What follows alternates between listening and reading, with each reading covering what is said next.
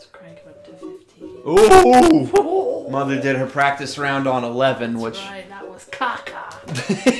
Ow. 15. I don't need no stinking 11. Don't need to, because this way we'll see a tree. Oh, there you go. Apparently I apparently the tree only shows up about once every 5 stages. That's right. So. They don't just give that shit away.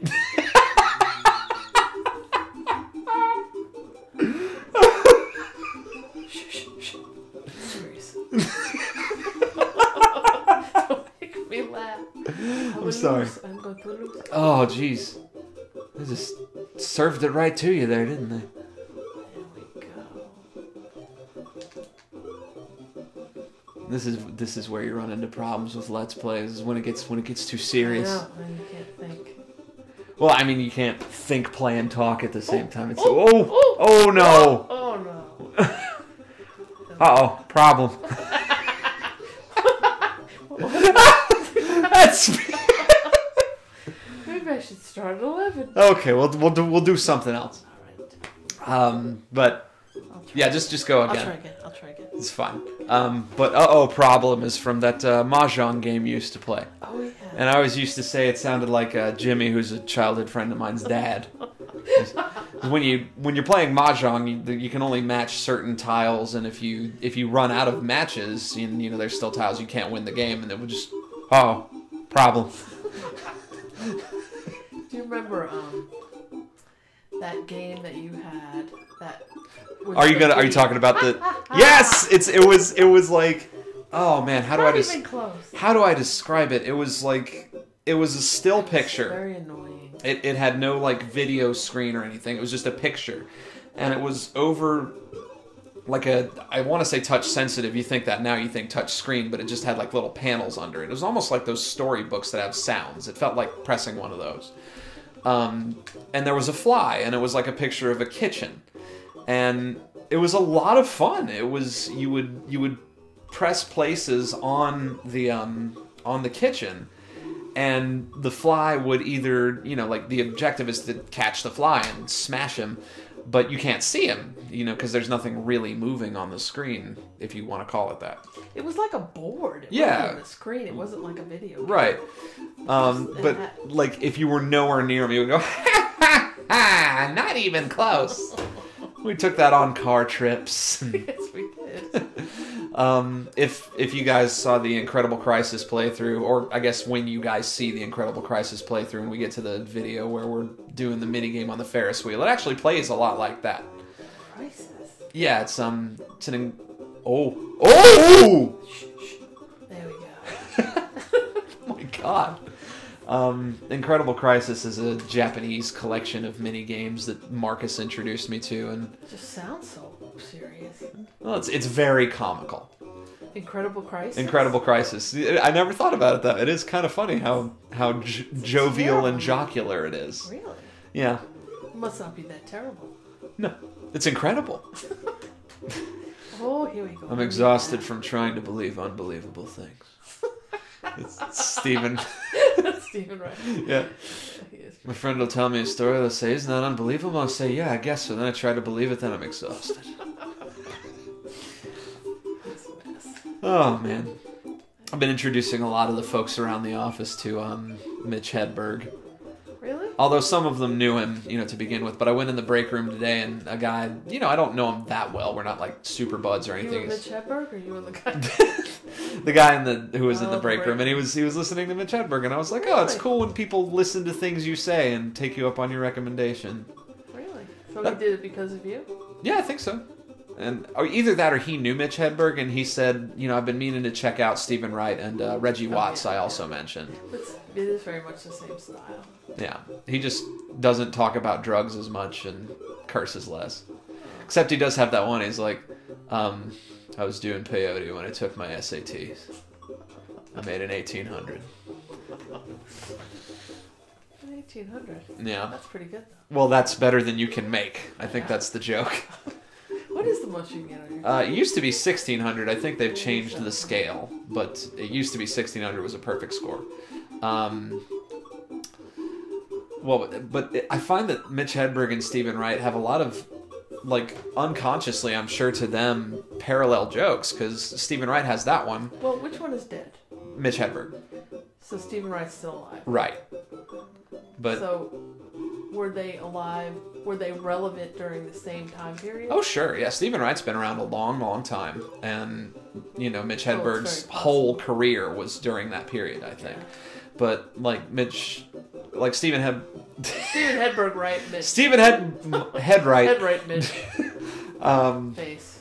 have a headache. No. You do now. Hedache.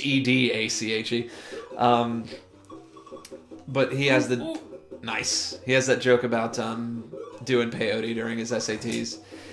And then Mitch Hedberg has a joke. He's like, I never went to school, but if I was ever to take a test, I'd do so at a restaurant because the customer is always right. That's very clever.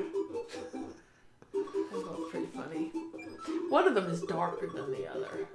I would say that Stephen Wright is definitely the darker of the two. No, Reggie Watts, I think, is... Reggie Watts isn't. Do you mean in skin tone? No, Stephen Wright has that joke. Like, one of my favorite jokes of his is just a one-liner. He just says, well, actually, it's part of a bigger bit, but you can tell it as a one-liner. He's just like, so I'm thinking to myself, I'm still alive. What the hell else am I going to do?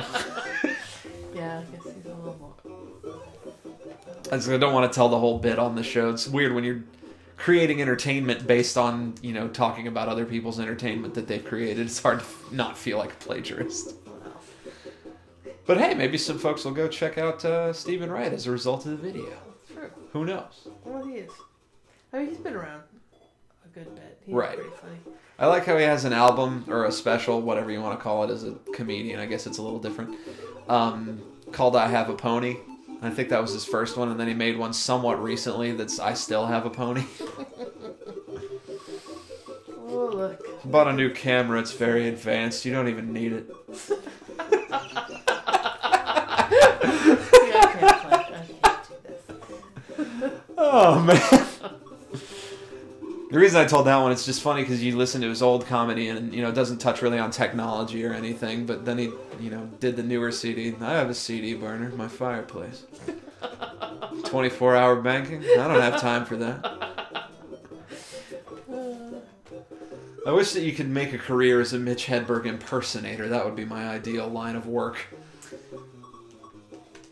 Don't have to come up with anything clever, just... Of course, I always did want to get into voice acting, but... Yeah, like you have to get it just right. And I wonder where it is that I just started out, what with impressions and all. I remember when I was about 3 years old doing a pretty good, whatever the name of the lead singer of The Counting Crows is. Adam Duritz. Adam Duritz. After I would eat my spaghetti, I'd go lay on the couch and round here, we always stand up straight. Did you ever... She scratched her chin in the middle of that. It's MLG Pro over here. Sometimes you just have to do it. Did you ever see any of the Night at the Museum movies with Ben Stiller? Yeah. I think it's on the first one. Do you remember the... Wasn't Robin Williams in that? Yeah, he was. That was his last movie, actually, the one that just came out. Oh. And of course it was, you know, in memory of Robin Williams. Yeah. Geez, you're not even trying to get rid of those. You're just loading them up like New Jersey. You're going to send all the barges out to sea and... I don't know how now. Oh, nicely done. On accident, maybe. Quite possibly. Anyway. Oh, jeez. Oh, no.